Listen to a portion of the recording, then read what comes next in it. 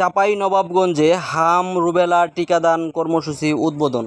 চাঁপাইনবাবগঞ্জের হাম রুবেলা টিকাদান কর্মসূচি উদ্বোধন করা হয়েছে রোববার ৫ এপ্রিল সকাল ৯টায় চাঁপাইনবাবগঞ্জ ২৫০ শয্যা বিশিষ্ট জেলা হাসপাতালে। এই কর্মসূচি উদ্বোধন করেন জেলা প্রশাসক আবু সালেহ মোহাম্মদ মুসা জঙ্গি।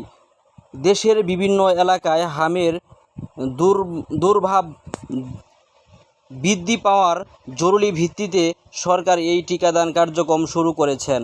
রোববার সকাল ৯টা থেকে বিকাল ৫টা পর্যন্ত দেশের ৩০টি উচ্চ ঝুঁকিপূর্ণ উপজেলায় একযোগে এই কর্মসূচি চালু হয়েছে।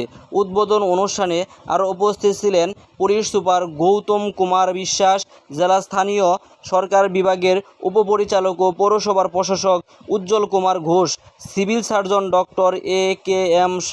শাহাবুদ্দিন, জেলা হাসপাতালের তত্ত্বাবধায়ক ডক্টর মোহাম্মদ মশিউর রহমান, আর.এম.এ. ডাক্তার আব্দুস সামাদ, পৌরসভার নির্বাহী কর্মকর্তা মোহাম্মদ মামুন রশিদ এবং সদর মডেল থানার অফিসার ইনচার্জ মোহাম্মদ একরামুল হুসাইন সহ বিশিষ্ট কর্মকর্তারা।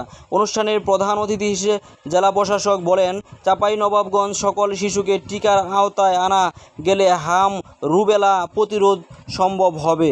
এতে দেশের শিশুরা সুস্থ ও নিরাপদ থাকবে। তিনি আশ্বাস দিয়ে বলেন, টিকার কোনো ঘাটতি হবে না এবং সবাইকে দায়িত্বশীলভাবে কাজ করতে হবে। জেলা সিভিল সার্জন সূত্রে জানা গেছে, জেলায় ৬ মাস থেকে ৫ বছরের কম বয়সী শিশুদের হাম ও রুবেলা প্রতিরোধ বিভিন্ন টিকাদান কেন্দ্রে টিকা প্রদান করা হবে। এই কার্যক্রম